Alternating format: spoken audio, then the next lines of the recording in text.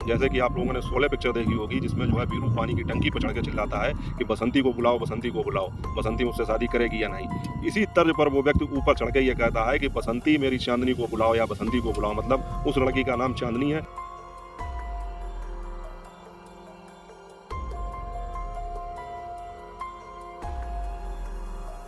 तुमने ऊपर से आवाज लगाई, क्या लगाई? मैंने आवाज लगाई, पहले मुझे बसंती चांदनी चाहिए बस। आपने यही आवाज लगाई थी ना? हाँ बस। आपने क्या कहा? धर्मेंद्र वाला डायलॉग भी मारा था। क्या कहा था आपने? कि मेरी चांदनी मुझे मिल जाए और बस, हम कुछ ना चाहिए उतरे। मतलब आपको चाहिए तो सिर्फ चांदनी चांदनी चाहिए और मेरी मैडम बस दो को रखोगे आप? एक बीवी खत्म हो गई, फिर अपनी साली से शादी की, उसके बाद में उसके एक बच्चा हुआ, उसके बाद में भी इसके जो है भूत नहीं उतरा, हवस का। मैं तो हवस कहूंगा, ये प्यार यार कुछ नहीं है, ये हवस का भूत है, इसके सर पर सवार है। अगर वो लड़की वाकई में तैयार है तो मैं उसको भी दोषी मानता हूँ। और ऐसे ही लोगों के विषय में हमारे जो गुरुजन हैं, हमारे जो साधु संत हैं, उन्होंने बात की। यूट्यूब पर वीडियो देखने वाले मेरे सभी मित्रों को मेरा प्यार भरा नमस्कार। स्वागत है आप सबका फिर से मेरे एक और नए ब्लॉग में। मैं हूं अमित और आप देख रहे हैं आप सबका अपना YouTube channel Amit Sangeeta blog. और साथियों, आज का ये ब्लॉग ज़्यादा लंबा नहीं होगा, छोटा सा ही ब्लॉग होगा, लेकिन होगा बहुत ही मज़ेदार।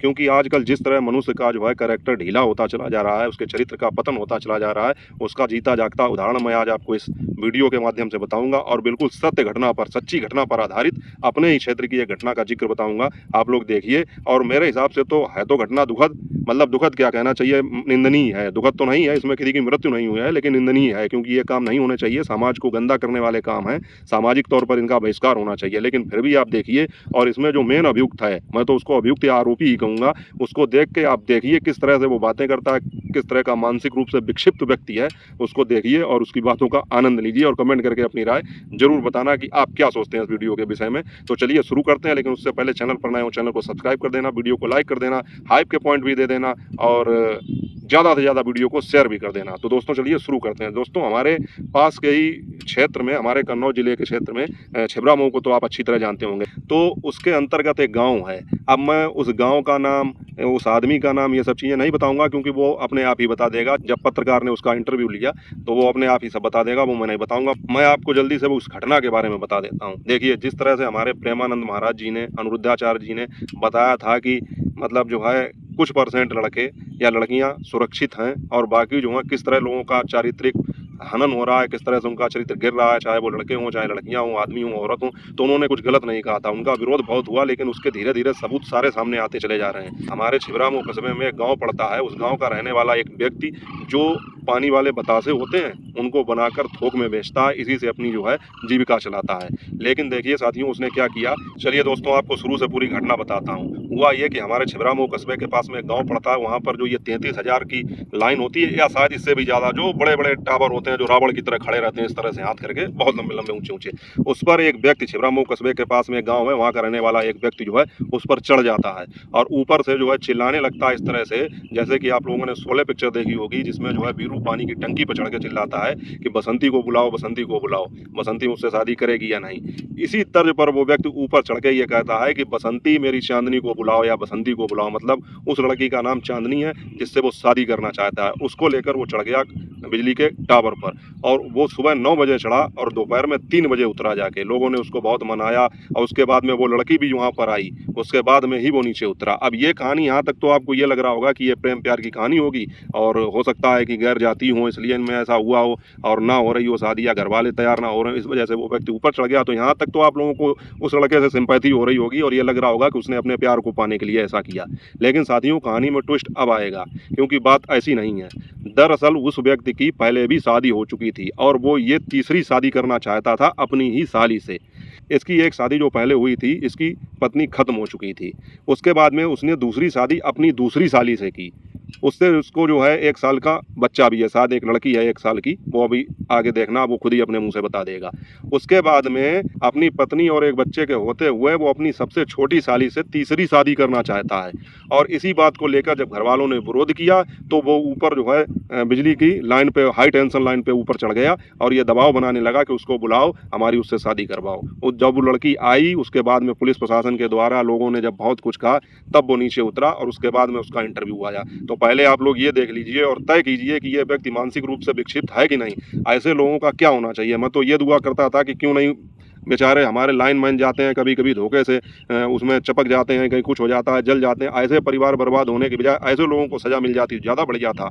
हालांकि पहले मैंने ये सोचा, लेकिन बाद में फिर सोचा कि उसकी एक बीवी और है, एक बच्चा है, उन बेचारों का क्या दोष है। तो ये सोच के मैंने जो है अपनी बदुआ को रोक लिया। नहीं तो मुझे तो ये लगता है कि ऐसे लोगों को कड़ा दंड मिलना चाहिए और उतरने के बाद में पुलिस इसको अच्छा सबक सिखाती तो ज़्यादा बढ़िया रहता। सामाजिक रूप से भी इसको प्रताड़ित किया जाए, क्योंकि ये कितना गलत मैसेज दे रहा है कि एक बीवी खत्म हो गई, फिर अपनी साली से शादी की, उसके बाद में उसके एक बच्चा हुआ, उसके बाद में भी इसके जो है भूत नहीं उतरा, हवस का। मैं तो हवस कहूँगा, ये प्यार यार कुछ नहीं है, ये हवस का भूत है, इसके सर पर सवार है और तीसरी अपनी जो है साली से शादी करने की जिद कर रहा है। तो पहले आप ये देख लीजिए कि पत्रकारों ने जब इंटरव्यू लिया तो कितनी बेशर्मी से जो है ये सारी चीज़ें बता रहा है।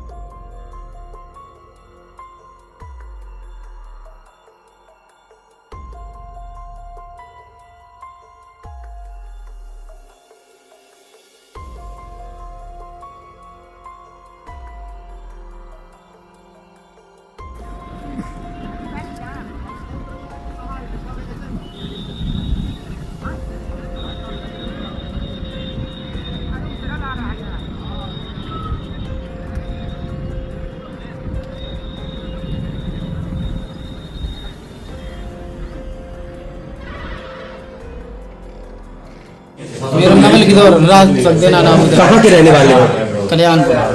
क्यों आप उस पे चढ़ गए थे टावर पे?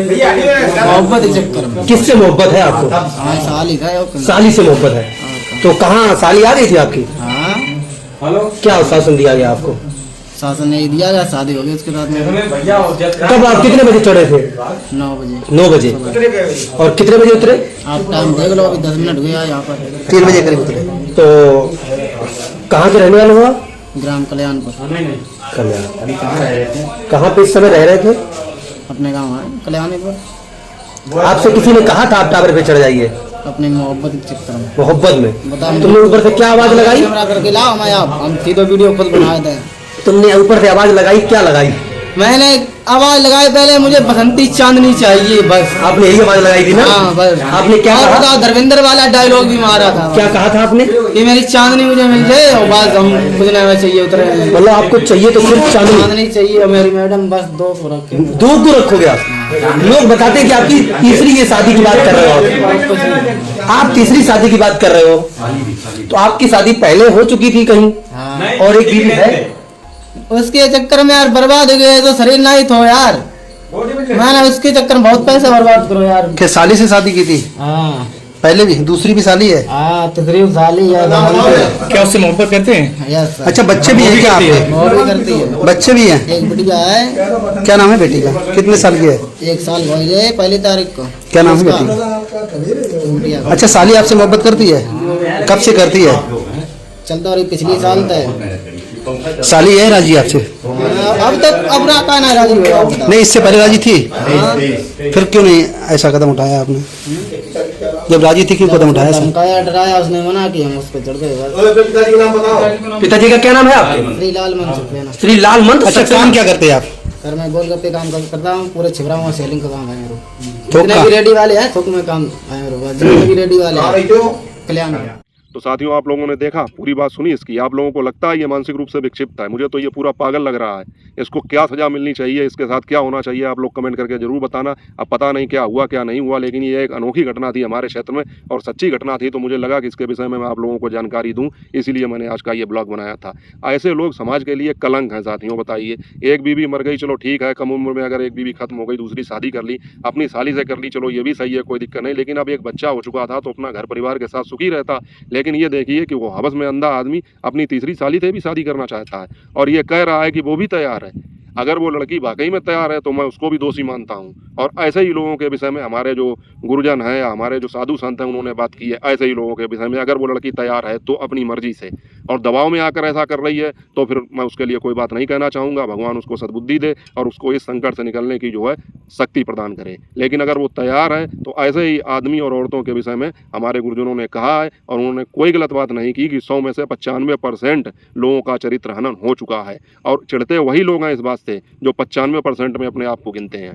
उन लोगों को बिल्कुल बुरा नहीं लगेगा जो 5% में शामिल हैं और बिल्कुल सही पाक साफ हैं।